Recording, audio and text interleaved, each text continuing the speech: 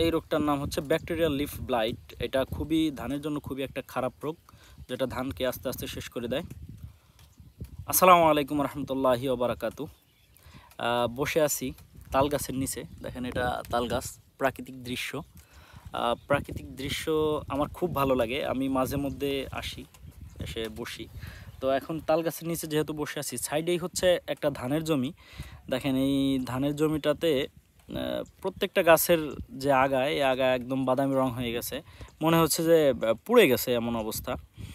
তো এই bacterial leaf blight এটা একটা রোগ, এটা ছত্রাকজনিত রোগ।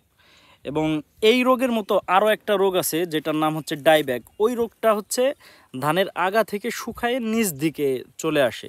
তো এই দুইটাই মূলত হচ্ছে ছত্রাকজনিত সমস্যা। আর এই ছত্রাকজনিত সমস্যার কারণে অনেক ধান, শুধু ধান না, ফুল ফসল আপনি যেটাই বলেন, এগুলা ক্ষতিগ্রস্ত হয়, ফলন কমে যায়, গাছ নষ্ট হয়ে যায়। তো সেই ক্ষেত্রে যদি ধানে এই ধরনের রোগ দেখেন, যে ব্যাকটেরিয়াল লিফ ব্লাইট বা ডাইব্যাক যেটাই বলেন, এগুলা হচ্ছে ধানের রোগ, ব্লাস্ট। তো ব্যাকটেরিয়াল লিফ ব্লাইটের কথা বলি, যেটা জীবাণু কারণে হয়ে থাকে, ব্যাকটেরিয়ার কারণে হয়ে থাকে। তো এই ক্ষেত্রে আপনি ছত্রাকনাশক হিসাবে একটা গ্রুপ ব্যবহার করতে পারেন। সেই গ্রুপটা হচ্ছে বিসমাথিওজল। এটা চমৎকার একটা গ্রুপ, এবং এই গ্রুপটা ব্যাকটেরিয়া হিসাবে খুব ভালো কাজ করে। তো এই বিসমাথিওজল যদি আপনি ব্যবহার করতে পারেন, তাহলে এই রোগটা চলে যাবে। একটা ব্যাপার। আরও একটা ব্যাপার হচ্ছে, আমি যে ডাইব্যাকের কথা বললাম, এটা হচ্ছে আগা থেকে শুকিয়ে নিচের দিকে চলে আসে। এই ডাইব্যাকটা আপনি যদি কোনো ফুল ফসলে দেখতে পারেন, তাহলে আপনি টেবুকোনাজল বা ট্রাইফ্লুক্সিস্টোবিন বা সিপ্রোকোনাজল এই ধরনের গ্রুপ ব্যবহার করলে চলে যায়।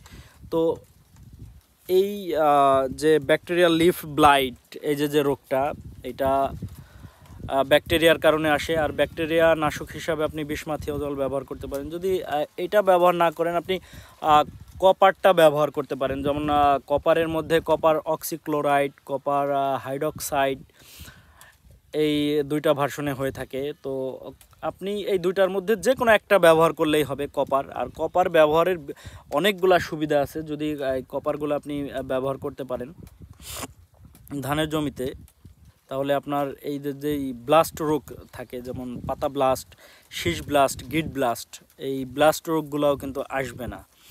আবার ফলনে বৃদ্ধি হবে, ধানের বা পাতা সবুজ থাকবে এবং গাছ সুস্থ থাকবে।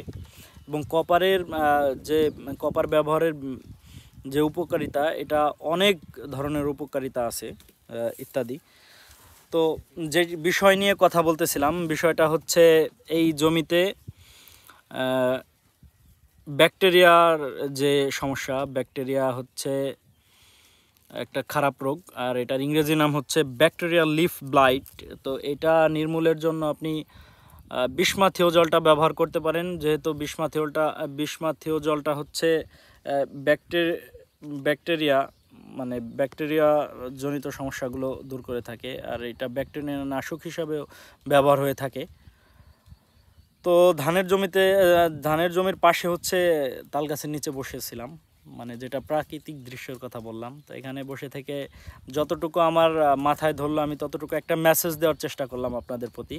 তো সকলে ভালো থাকবেন, সুস্থ থাকবেন, এবং আমার জন্য দোয়া করবেন। অনেক সময় দেখা যায় কি, যে কথা বলতে গেলে স্লিপ অফ টাং হয়, মানে ভুল ত্রুটি আসে।